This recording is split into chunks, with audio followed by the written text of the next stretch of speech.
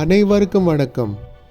இப்போது நாம் 2025ஆம் ஆண்டுக்கான கடகராசியின் பொது பலன்களை பற்றி தெரிந்து கொள்ளப் போகிறோம். மேலும் 2025ஆம் ஆண்டில் கடகராசியினர் செய்ய வேண்டிய பரிகாரங்களை பற்றியும் தெரிந்து கொள்ளப் போகிறோம். எனவே இந்த காணொளியை நீங்கள் முழுமையாக காணுங்கள். ஒருவேளை இந்த சேனலில் நீங்கள் இன்னும் சப்ஸ்கிரைப் செய்யாமல் இருந்தால் கீழே உள்ள சப்ஸ்கிரைப் பட்டனையும் அருகில் உள்ள பெல் பட்டனையும் அழுத்தி இந்த சேனலில் சப்ஸ்கிரைப் செய்து இணைந்து கொள்ளுங்கள். இந்த சேனல் உங்களுக்கு பயனுள்ளதாக இருக்கும். நோட்டிஃபிகேஷனுக்கான பெல் பட்டனை நீங்கள் அழுத்தினால்தான் வருங்காலத்தில் நான் வெளியிட போகும் காணொளிகளுக்கான நோட்டிஃபிகேஷன்கள் உடனுக்குடன் உங்களை வந்து சேரும்.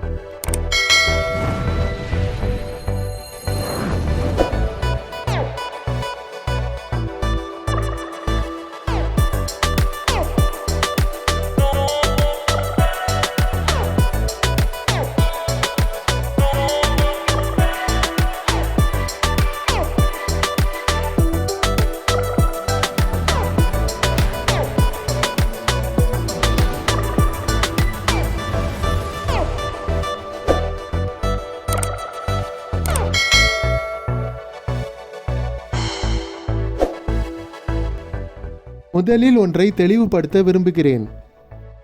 இப்போது நான் கூறப்போவது எல்லாமே பொது பலன்கள் மட்டுமே.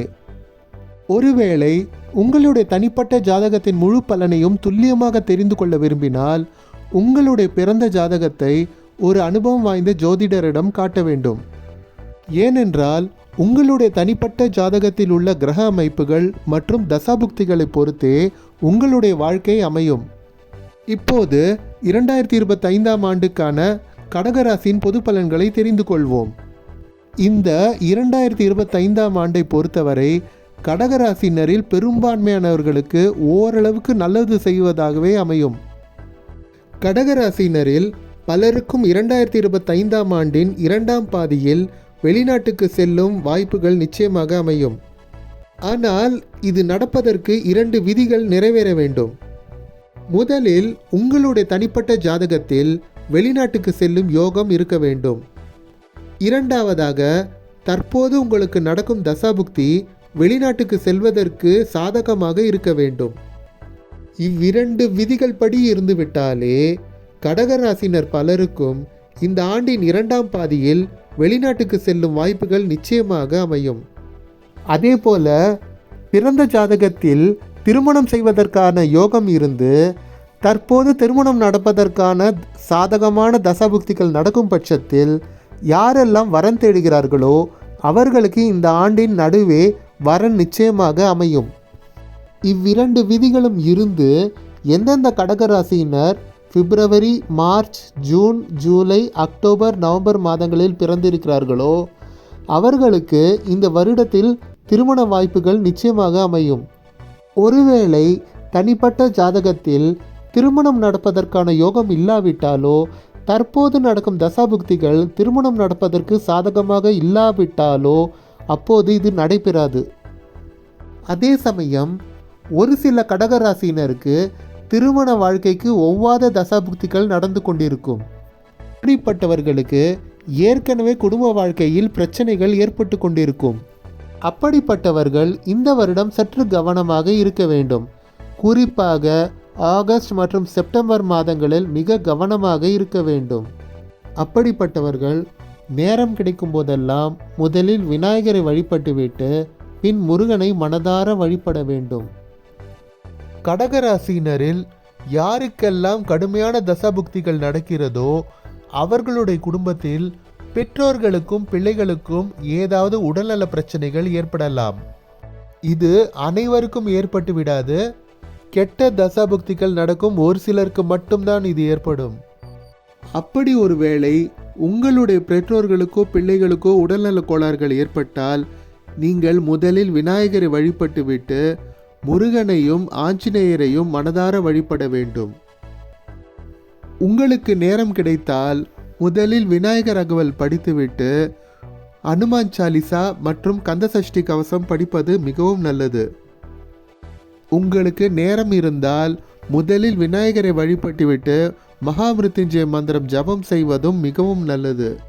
மகாமிருத்யுஞ்சய மந்திரம் என்பது வேதத்தில் வரும் ஒரு சக்தி வாய்ந்த மந்திரம். இதை நீங்கள் அடிக்கடி வெறும் காதால் கேட்டாலே உங்கள் ஆயுள் அதிகரிக்கும். இதே மந்திரத்தை தான் மார்க்கண்டேயன் தொடர்ந்து ஜபம் செய்து வந்தார். இதன் பயனாக மார்க்கண்டேயன் 16 வயதில் இறந்திருக்க வேண்டிய நாளில் சிவபெருமானே நேரில் வந்து யமனை காலால் உதைத்து மார்க்கண்டேயனின் உயிரை காப்பாற்றினார். அப்படி ஒரு வேளை உங்களுக்கு நேரம் கிடைக்காவிட்டால் முதலில் விநாயகரை வழிபட்டுவிட்டு ராமநாமத்தையும் சிவனின் நமசிவாய என்ற 5 எழுத்து மந்திரத்தையும் தொடர்ந்து ஜபம் செய்யலாம். அத்துடன் முருகனின் சரஹணபவ என்ற 6 எழுத்து மந்திரத்தையும் ஜபம் செய்யலாம். ஒருவேளை உங்களுக்கு தானம் செய்யும் அளவிற்கு வசதி இருந்தால் நோயாளிகளுக்கு மருத்துவ உதவிகளை செய்யலாம், மருந்துகளை வாங்கி தரலாம். இப்படி செய்வதன் மூலம் வருங்காலத்தில் உங்களுக்கு வரவிருக்கும் நோய்களிலிருந்து நீங்கள் காப்பாற்றிக் கொள்ள முடியும். இருந்தால் அன்னதானமும் செய்யலாம். ஒருவேளை உங்களுக்கு தானம் செய்ய வசதி இல்லாவிட்டால் நீங்கள் ஊனமுற்றவர்களுக்கோ வயதானவர்களுக்கோ நடப்பதற்கு உதவி செய்யலாம். இதுவரை கூறிய பரிகாரங்கள் மூலம் உங்களுடைய தொழிலுக்கு ஏற்படும் தடைகளையும் நீங்கள் விலக்கிக் கொள்ள முடியும். 2025ஆம் ஆண்டில் ஆகஸ்ட் மற்றும் செப்டம்பர் மாதங்களில் புதிய ஒரு போர் அல்லது கலவரம் போன்ற வன்முறை வெறியாட்டங்கள் ஏற்படுவதற்கான வாய்ப்புகள் அதிகமாக உள்ளது.